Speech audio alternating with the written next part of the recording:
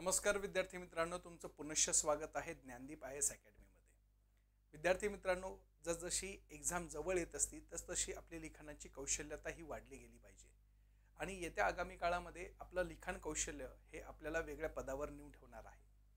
परिणाम स्वरूप आपल्याला प्रत्येक क्वेश्चन्स हा तेवढ्याच ताकदीने लिखाण करणं आणि त्याचा असलेला जे काही एक्झिक्युशन्स आहे हे प्रॉपरली डायरेक्शन ओरिएंटेशन असायला पाहिजे। परिणामी ज्ञानदीप IAS अकॅडमी तुमच्यासाठी ह्या सगळ्या गोष्टी घेऊन येते की ज्याचा मूळ उद्देश आहे की विद्यार्थ्यांना to the point exam orientation कशा प्रकारे लिखाणाची कौशल्यता वाढवली जाईल याच्यावर फोकस करत आहे।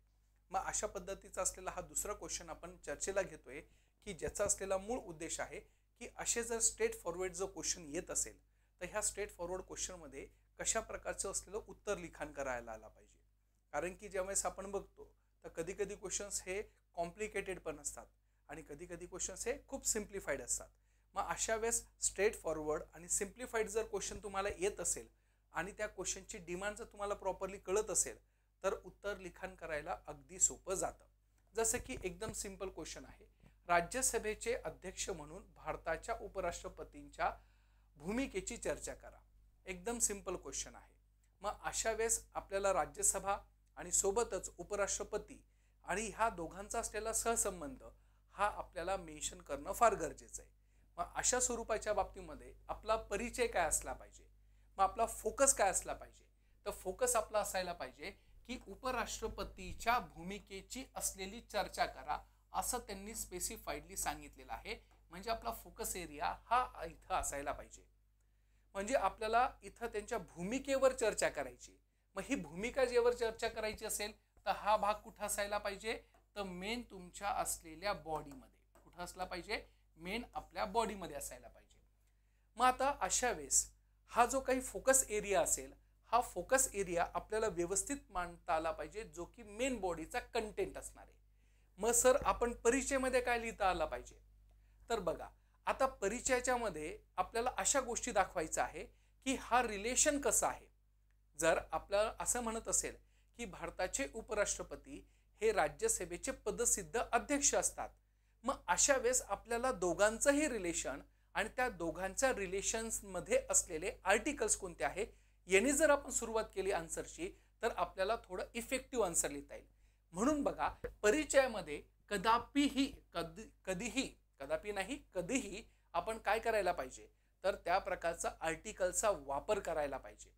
कारण की आर्टिकल्सनी एक तुमच्या आन्सरला सबस्टिट्यूटनेस येतो आणि सोबतच तुमच्या आन्सरला वजन पडत असतं। त्यामुळे जास्तीत जास्त फोकस करायचा की परिचयामध्ये अशी गोष्ट सांगायची की ज्याचा असलेला संदर्भ हा येत्या तुमच्या बॉडीमध्ये कुठेतरी रिफ्लेक्ट होणार आहे। मग अशा वेळेस आपल्याकडं राज्यसभेचे अध्यक्षपद आणि तुमचं असलेलं उपराष्ट्रपती पद अशा पद्धतीचं असलेल्या दोघांचाही कलम ज्यावेळेस आपण मेन्शन करू तर ऑटोमॅटिकली तिथं काय होणार आहे, तुमच्या असलेल्या आन्सरला सुरुवात चांगल्या पद्धतीने करता येऊ शकते। मग अशा वेळेस परिचयमध्ये ह्या दोघांचाही आर्टिकल आणि त्यांचा सहसंबंध मेन्शन करायचा। मग ज्यावेळेस आपण पर्टिक्युलर मेन बॉडीवर येतो तर त्यावेळेस उपराष्ट्रपतीच्या भूमिकेबद्दल चर्चा करा असं म्हटलेलं आहे। म्हणून आपण इथं भूमिका थोडी स्पष्ट करायची।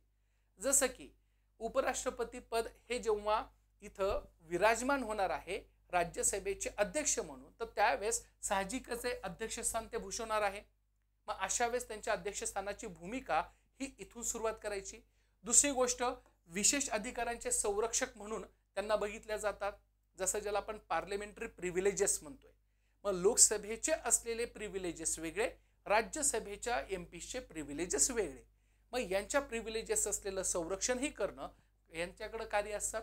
सोबतच आपल्याकडं संविधानाच्या माध्यमातून जी काही ड्यूटी त्यांना दिलेली असेल किंवा तुमच्या असलेल्या पार्लमेंटच्या असलेल्या रूल्स अँड रेग्युलेशनच्या माध्यमातून त्यांना काही ड्यूटी दिलेली असेल राज्यसभेचं डेकोरम मेंटेन करण्यासाठी, तर त्याही गोष्टीचा असलेला संदर्भ तुम्हाला तिथं मेन्शन करता आला पाहिजे।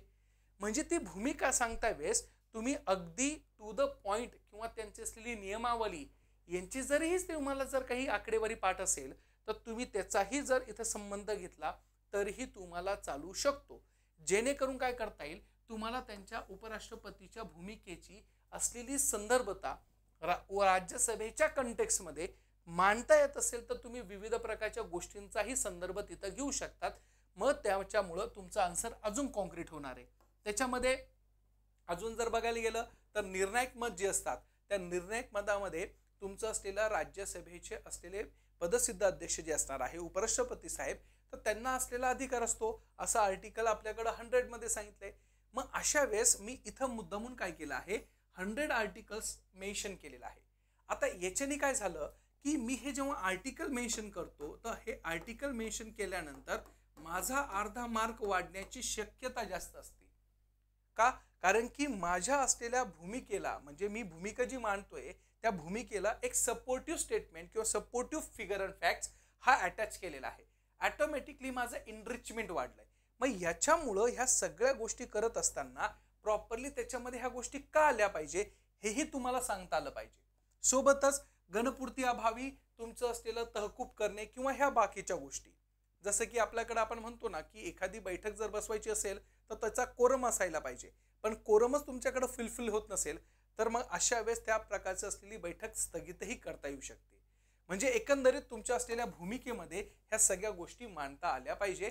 आणि ह्या टप्प्याटप्प्याने जर तुम्ही व्यवस्थित मांडलं, आर्टिकल्स असलेला संदर्भ दिला, तर स्ट्रेट फॉरवर्ड क्वेश्चनला जर तुम्हाला इथं बऱ्यापैकी क्वेश्चनचं असलेलं स्वरूप माहिती असेल आणि याच्यातून जर तुम्ही मांडणी केली तर मार्क्स जास्त भेटतात. कन्क्लुजनवर जेव्हा येतो तर त्यावेळेस कन्क्लुजनमध्ये काय असायला पाहिजे, तर आपल्याकडं असं कन्क्लुजन सांगितलं पाहिजे की दुहेरी भूमिका बजावताना संसदीय शासन प्रणालीचा प्रॉपरली अंमलबजावणी करण्यामध्ये ह्या यांचा हातखंड असतो.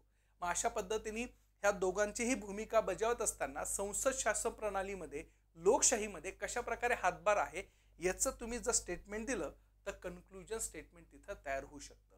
मग अशा पद्धतीने आपल्याकडं स्ट्रेट फॉरवर्ड क्वेश्चन्सला अगदी स्ट्रेट फॉरवर्डलीच लिहायचं आणि त्याच्यामध्ये असलेले जे महत्त्वाचे इन्ग्रेडियंट्स आहे ते इन्ग्रेडियंट्सला मेन्शन करायचं. Thank you so much.